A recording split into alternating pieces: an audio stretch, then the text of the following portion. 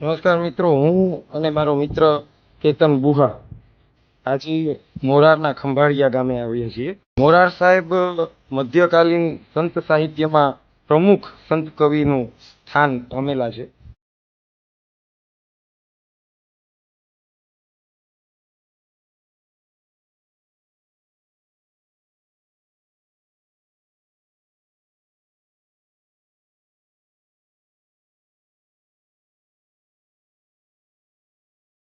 આપણી સાથે અત્યારે મોહબ્બત સંગ બાપુ છે, એ આ જગ્યા વિશે થોડીક આપણને માહિતી આપશે.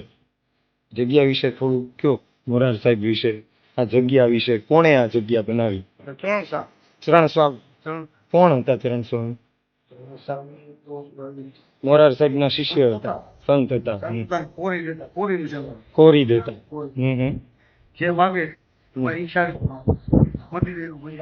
આ મંદિર ચરણ સ્વામી જ બનાવેલું. ચરણ સ્વામી છે. સાહેબ, રવિ સાહેબ, મોરાર સાહેબ અને ચરણ સ્વામી. પછી શિષ્ય પરંપરા, પંથ પરંપરા.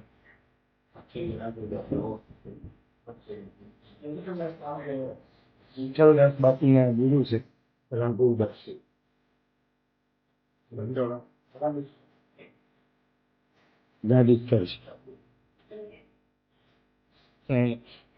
આ શિખરબંધ મંદિર છે.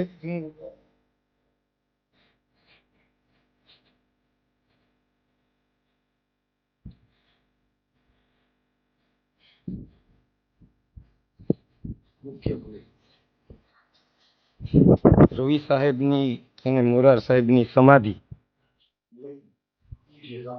આ ગુરુ શિષ્ય સામ સામે છે. રવિ સાહેબની આ સમાધિ છે. આ સમાધિ રવિ સાહેબની છે ને બરાબર એમની સામે જ એમના શિષ્ય મોરાર સાહેબ. આ એક વિરલ ઘટના છે કે ગુરુ શિષ્યની સમાધિ રવિવાણ સંપ્રદાયમાં જ્યોત, અખંડ જ્યોત છે. રવિ સાહેબ કહેતા કે દ્વાદશ આંગણ બાહિર લંબા ચોड़ा है सर्वंगा, जैसा दीप मंदिर में जला ऐसा है शब्द का रंग. બ્રહ્મ તત્વના સ્વરૂપનું વર્ણન રવિ સાહેબે એવી રીતે કર્યું હતું. તો મોરાર તો પરમ તત્વના સ્વરૂપના દર્શન કરીને એમ બોલ્યા હતા કે દેખ્યા દિલ દીદાર મેરે સદગુરુ કી અણસાર, ત્યારે દેખ્યા દિલ દીદાર. મારા સદગુરુ જેવો અણસાર છે પરમ તત્વનો આ રવિ સાહેબ અને આ મોરાર સાહેબ. રવિ સાહેબની અનેક વાણી છે. રવિ સાહેબ કહે છે કે તણખો પડ્યો ને ઘર ભાડ્યું, એમ રવિ કહે છે સાયાજી મેં તો સોજાડ ઉપર જાયું, પછી બેઠો સમદરિયાને પટ અને મેં રોઈ રોઈને મન વાળ્યું, એમ રવિ કહે છે. કર્મના કરી નાખ્યા કટકા, એવા લાગ્યા રવિને રંગના ચટકા, રાણ ગુરુએ માર્યા ફૂટા, એમ રવિ કહે છે. બાલાનું બિરદ બતાવ્યું, એમ રવિ કહે છે. તણખો પડ્યો ને ઘર ભાડ્યું. ઉપર રામજી મંદિર છે રવિ સાહેબની સમાધિ ઉપર.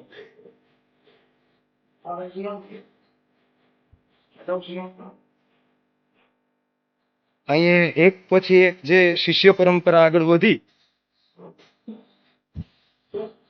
એ શિષ્યોની ક્રમબદ્ધ સમાધિ છે. અહીંયા આ ચરણ સ્વામી અહીંયા બિરાજે છે.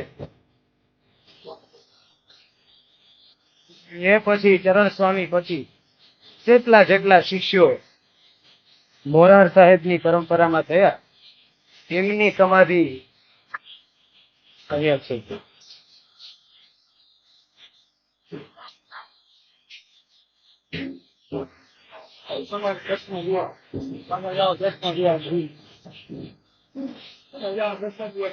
આ જગ્યા જેમણે બનાવી છે, આખું જગ્યાનું બાંધકામ જેણે કર્યું છે એ ચરણ સ્વામી નો આ ખંડ છે. અહીંયા બેસીને એમણે સાધના કરેલી, અહીંયા અત્યારે લાઈટ તો નથી, પણ એક જૂનો પટારો છે, ખાંડણીયું છે, એમની બેઠક છે. આ એમની ચરણ સ્વામીની બેઠક છે. રામસાગર, આ જૂની ઘંટી અને આ ખાંડણી,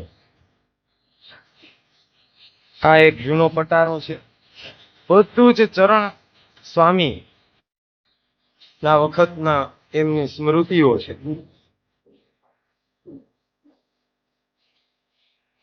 ચરણ સ્વામી વિશે પેલું કહેવાય છે કે 2.5 ડગલા ચાલતા ને એમને પછી ઉભા થતા ને, બરાબર ને?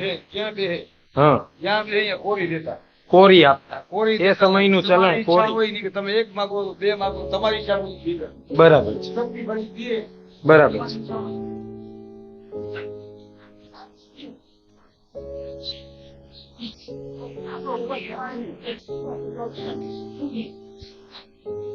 મિત્રો, આપણે ઉપર જઈએ, કારણ કે મોરાર સાહેબે જાહેર કરી દીધું કે હવે મારો સમય પાકી ગયો છે.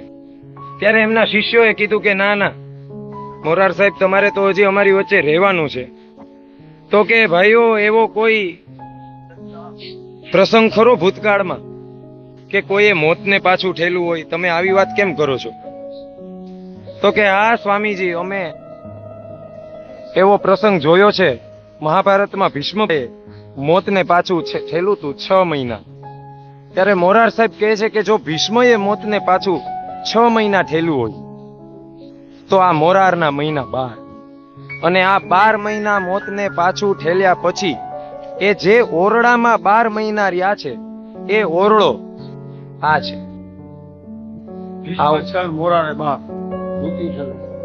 આ ઓરડો, એમાં મોરાર સાહેબનો હિંડોળો છે. હજી એમ કહેવાય છે કે અમુક અમુક સમયે શ્રદ્ધાળુઓ જ્યારે આવે ત્યારે 7 આટા ફરે, એટલે આ હિંડોળો હલે છે. અત્યારે પણ આ હિંડોળો આપ જોઈ શકો છો.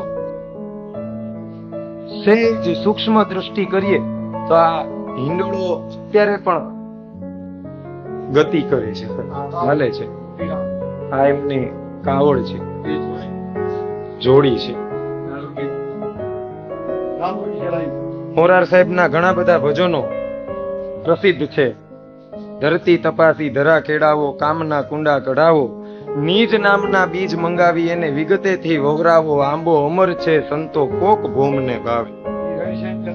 એ આ મોરાર સાહેબની આવી રચનાઓ જ્યારે આ જગ્યાએ બેઠા બેઠા રવિને પોતાના ગુરુનો વિરહ આવે છે ત્યારે મોરાર સાહેબ એક રચના કરે છે કે મારું ચિતડું તો ચોરાયેલ, મારું મનડું વિંધાયેલ, કોડીલા કુંવર કાનજી છે, પ્રીતુ છે પૂરવની, આ નવ્યું નથી નાથજી, ઓધાજી આ વાતું કેને કહીએ, છોડી નવ છૂટે મરને જાય શરીર. ઓધાજી આ વાતું કોને કહીએ. આવી અનેક અસંખ્ય પદ રચનાઓ મધ્યકાળના સંત કવિ મોરાર સાહેબ પાસેથી મળે છે. મોરાર સાહેબ મૂળ તો થરાદના વતની, થરાદના રાજા માનસિંહ વાઘેલા, પણ ત્યાં એમને રવિ સાહેબના ભજનોનું એવું ઘેલું લાગ્યું કે એમના માતુશ્રીને કીધું કે મારે એમના શરણે જ જવું છે, અને પછી એ રવિના શરણે આવે છે. અને એ પછીનો ઇતિહાસ આપણે સૌને ખબર છે. આ મોરાર સાહેબ એટલે સહજાનંદ સ્વામીના સમકાલીન. આ મોરાર સાહેબના ખંભાલીડા ગામે સહજાનંદ સ્વામી પણ આવી ચૂકેલા છે. સહજાનંદ સ્વામીએ એમની સાથે સત્સંગ પણ કરેલો છે.